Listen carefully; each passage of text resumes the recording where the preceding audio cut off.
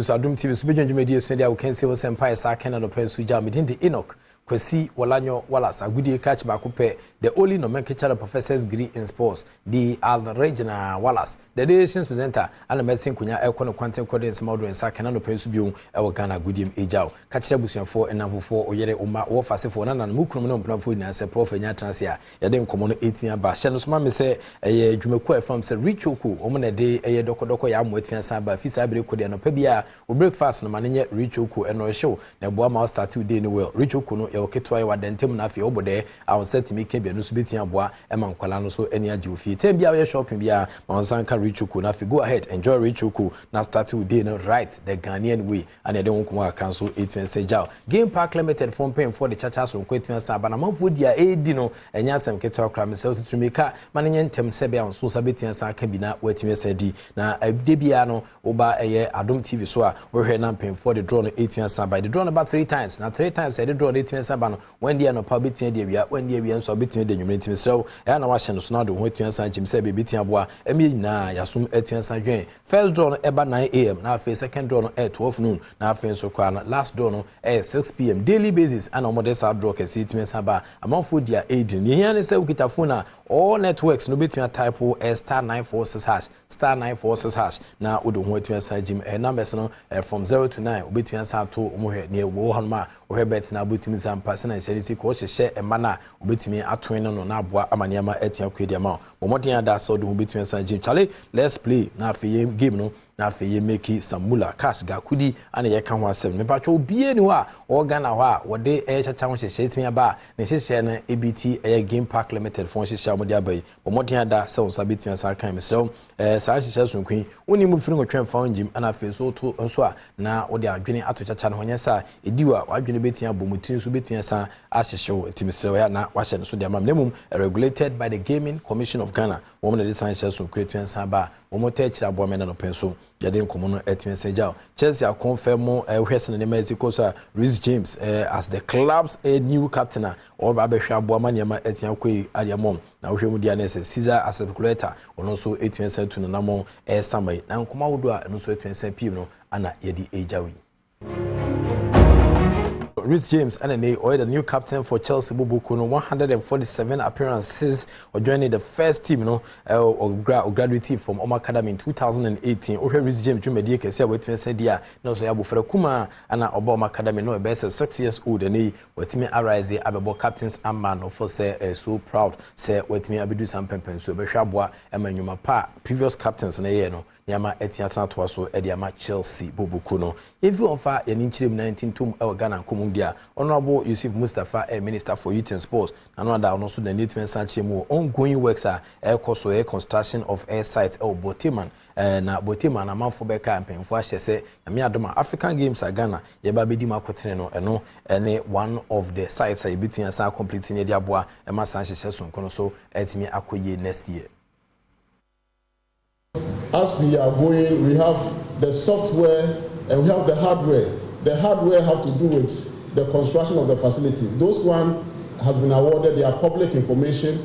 Contractor UK, which is developing all the other sporting infrastructure, is $145 million US. We have Legon Sports Facility. The rugby field is going to be the best rugby field in West Africa once it's completed. We also have, when it comes to African Games or Olympic Games, each facility that you are developing, you are going to do it too. So we are developing a warm-up track just close by the University of Ghana Sports Stadium, which is by the requirement should be 5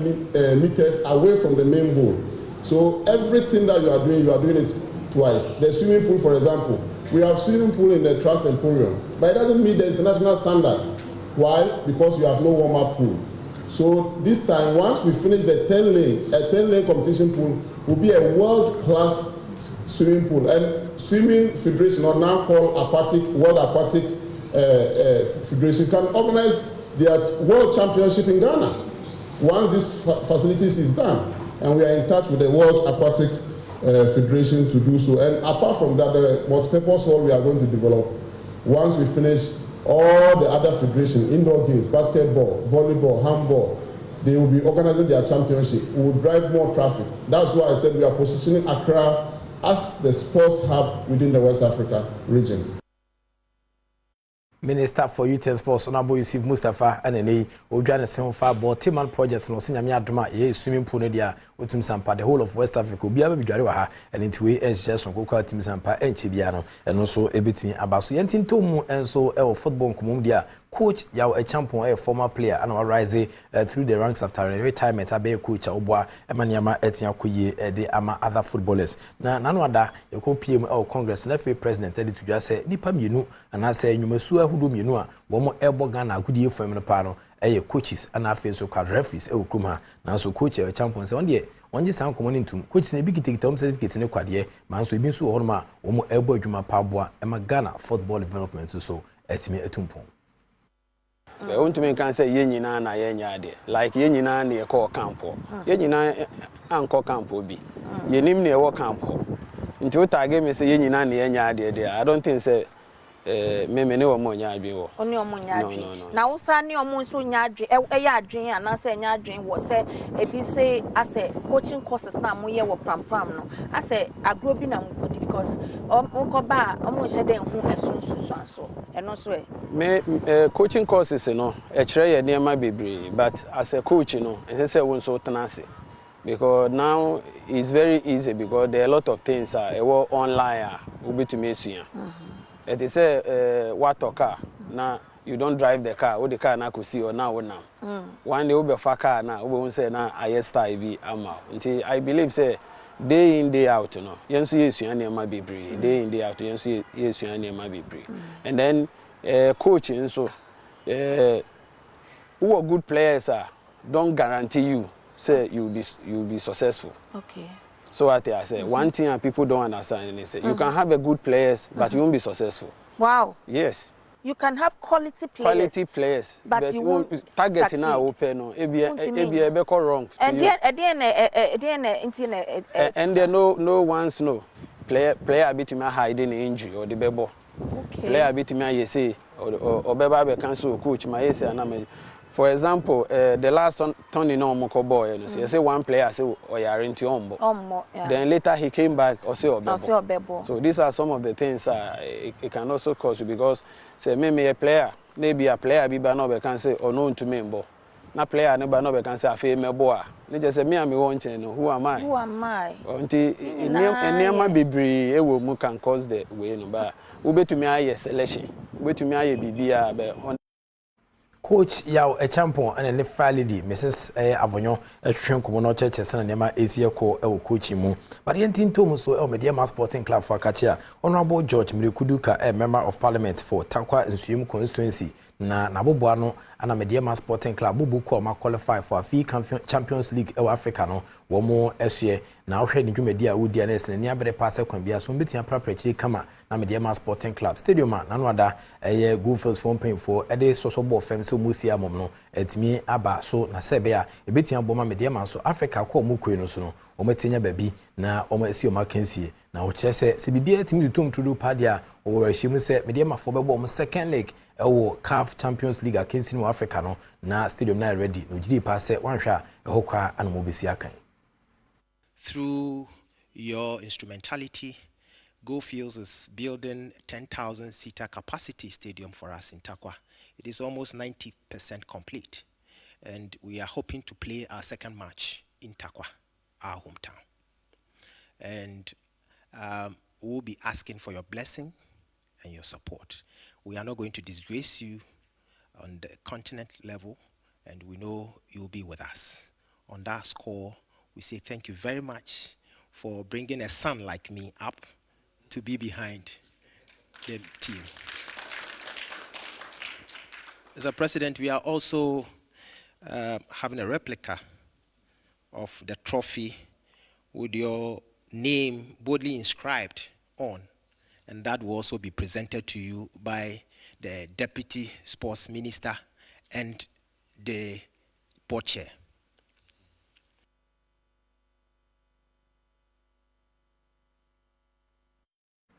Enti na se ne apiemu ade afi takwanso no Timidiama Sporting Club ma start preparations bo series of friendly games ebetian sabo mo dia 45 mo for the African campaign. Ye nim se nyame adoma CAF Champions League Timidiama Sporting Club ozi sama park na Heroes Park o betian komtia fam ho boa e ma ne mranti ni hia bi betian boa e ma nkunu bia kono ne ma atian ko ye besre takwafo ene o ma Western region so se o betian kwata Timidiama chi no ma boa e ma sa okun etimi ayokopa e dia mom. If you offer a Nintin Sanchim on Krahufum dia, Kumase Krobia Asante Korokofo Akachin and Sentem, Omoton Sande Fair Coach or Dr. Prosper Neteugum, so no Enka IMC no for Sandy team no from the technical wings and Shemwa, Emaniama and Queen Famom, now Kochi Ekasemuno, and Odem Kumoha Krabase in Kabum Unity Adeba Kubiti and Sabwa, and Massizi, Womo Etimi Edim Kunim, Omujumedia on Babidinum. So please, I'm pleading with everybody from near and far. Please, if somebody says something and you were not happy, leave it. Forgive and forget. If somebody did something and you were not happy, forgive and forget. If you have the opportunity to apologize to the person, please do that. Because in unity, there is strength. Let us all bury our differences. Now, the picture, when you have your eyes on, you must see is Kumasi Asante Kotoko. The picture, when you close your eyes, you can see should be Kumasi Asante Kotoko. Wow. It shouldn't be me. It shouldn't be anybody. Yes. It should be, it's unfortunate this flag is on there. It should be this flag. Wow. Yes. Whether your eyes are open or closed. Enti ne coach Dr. Prosper Neteugum Kotokofo coach no odi atudwa efase na niama besia ko season we eno no na yentintom e athletics nso kakra dia 21 years old gold medalist no eye high jumper on kita Ghana high jump record now na abawa no na sentem ohwe ne dwumadi a odi atim sampa ekwanim ye pa na ne nkomo obo nyina ne se bibia meto na so nya kwanya kopima bruchira ebitian sanboa e mo no so e de develop any high jumping skills no na odi akopa e de amagana.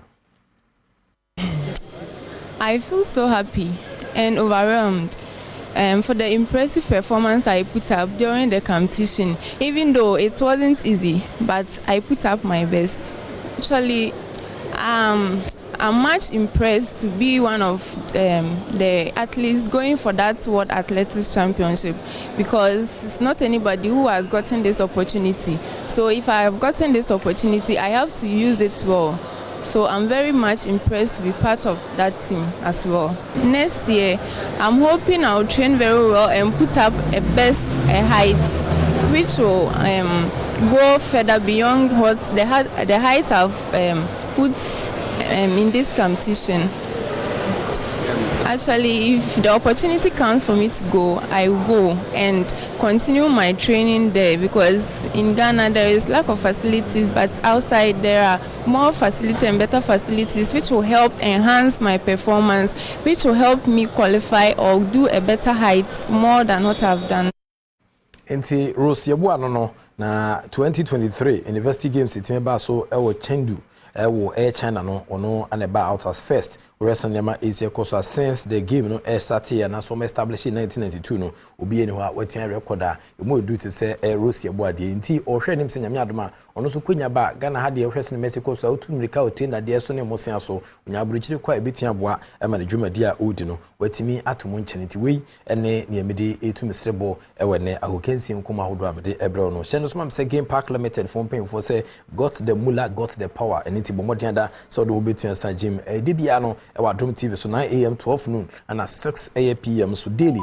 at the draw 8 minutes certain time so hanma ubetimi anya biadi when the anopa bi dia wia when dia wia so a ubedi anwumre bomodin da so betia ko App Store no so na say Play Store no so okita tablet na say phone na so wote computer chi a ubetia download www.gamepark.com na afi wotimi esenya sanhyehyɛ so kwin obedial star 946 star star 946 hash na all networks no wotimi e dia to be from 0 to 9 ubetia play among these numbers no na etia samboa ama wotimi 7 easy to play and easy to win afi so Ghana hade obiye ni ho wotimi bitie also nitimi sew modern da yen play game we yen make some mula cash kudi anasega e wo se na dwumedi ni easy ekoso mesew Game Park Limited say ye ka Game Park na waje so se mo mula more power and afei so kwa san hyehyɛ sunkun national lottery authority for paying for techira wo mo ebo ma niam etia koyem sɛ woni mu firi ngotwen fa honim ana afei so kwa oton so a na wo de adwene kakra so atimi atachiri ɛno pon a richuku wo pɛ sɛ no hye udi no na start udi no right dia richuku ana aba nei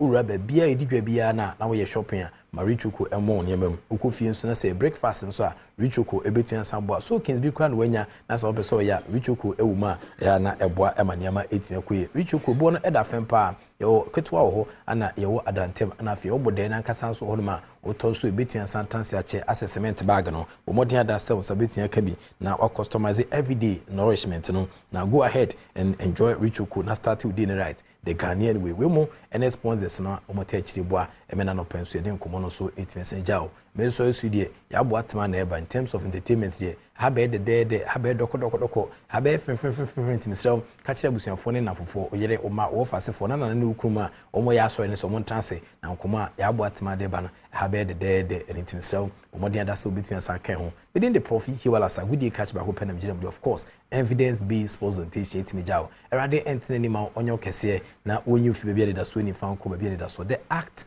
of being a good guest is to know to say goodbye.